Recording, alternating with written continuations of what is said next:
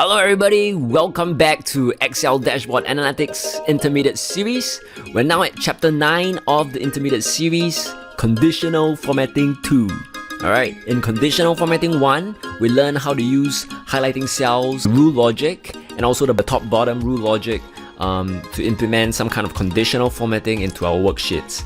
Alright, so in this chapter, Chapter 9, we're going to be working on a little bit more in the world of conditional formatting. Alright, we're going to learn how to use data bars and also color skills to add on the way how we can implement conditional formatting logic into our spreadsheets. So it's going to be a little bit different, but in this chapter we're going to learn how we can use them, and there's a couple of different things to pay attention to in the world of data bars and color skills. Okay, so let's not waste time and let me just get Excel open. So right now what you're looking at is a simple symbol table that I've just created, and we're going to see how we can use data bars to play around and create some kind of conditional formatting effect on these numbers we see in the table.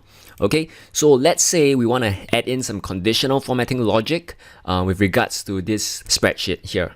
Alright, you see a couple of different names: Aaron, Jason, Yui, Winnie, and Michelle and Simon, and then this is their sales that they have achieved. Okay, so let's just click on this table, the values, click on conditional formatting, and then click on data bars.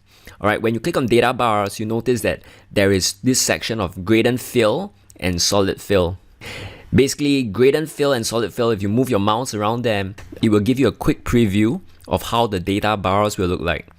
So, just choose the color that you like most and you feel is most appropriate, and then just go ahead with it.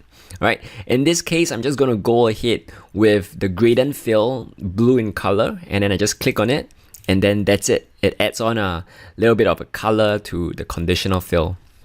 Alright, notice that how much of the bars, as in how long the bars are, it depends on the fill settings that you have selected. So for instance, Aaron, he has the most sales achieved, 1,277, as opposed to Simon. So we are seeing that Simon's bar is approximately half of Aaron's.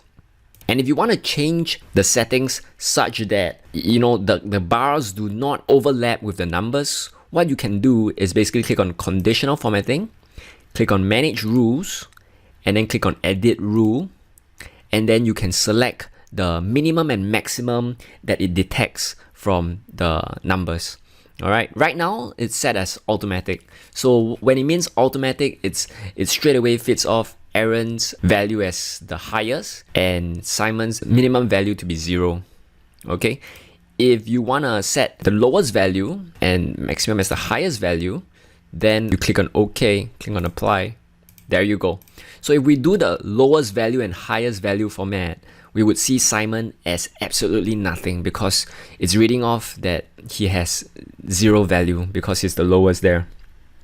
Okay, so for Aaron, in this case, since it's of the highest value, it would show that his numbers is of the highest, and then they will arrange accordingly. So this doesn't really reflect very well. Maybe in terms of ranking, in terms of relative ranking, that makes more sense. But in terms of absolute comparison, then it doesn't make sense because we know that Simon over here, he has $620 worth of sales. So what we can do maybe is we click on the settings and then click on edit rule, and then instead of lowest value, we click on number and we put it as 0. And the highest value, maybe we can click it as number as well. And let's say we don't want to overlap the numbers. So we want to create some kind of buffer. So we want to put maybe 2,500. So we know that even for Aaron, his bar wouldn't exceed the numbers. It would be somewhere around here in the middle, because 1,277 is approximately about half of 2,500. So just click on OK and then click apply. There you go. Alright, you will be able to see that it's all measured against the range we've just created as 0 to 2,500. Okay, so the furthest end on the left, which means the minimum value being 0, versus the maximum on the other end, 2,500. Okay, so that's about it. And we see that Aaron being about halfway, 1277 is sort of like in the halfway mark, and we see that Simon 620 is the middle of 1277, so he's around here. So basically using this method, clicking on the cells, and then you manage the rules, and then you edit the rule, and then you can select the minimum and maximum value. It allows you to be able to configure the length of the bar. Alright, the length of the bar you want to inject into your selected cells. So there are basically a couple stuff here in terms of formula, percent, and percentile. But I guess if you are concerned about overlapping the numbers, then you can actually use this number method whereby you adjust the minimum and maximum number over here. If you want to just go ahead and overlap the numbers, then putting it back as automatic will do. Okay, if you switch it back to automatic, you see that they will automatically decide that Aaron's value, being the highest, is the maximum, and the minimum would be 0. Okay, so that's about it. If you want to remove the values and then it just shows as a number, so you can see the relative ranking, what you can do is click on Manage Rules, click Edit, and then click Show Bar Only. Alright, click on Show Bar Only, click OK, click Apply, and it will just show just the bars.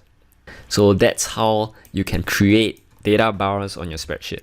It's very useful because you can have this integrated into your dashboard, and it looks very impressive as and when the numbers change. Alright, it becomes a very dynamic dashboard that you're going to create.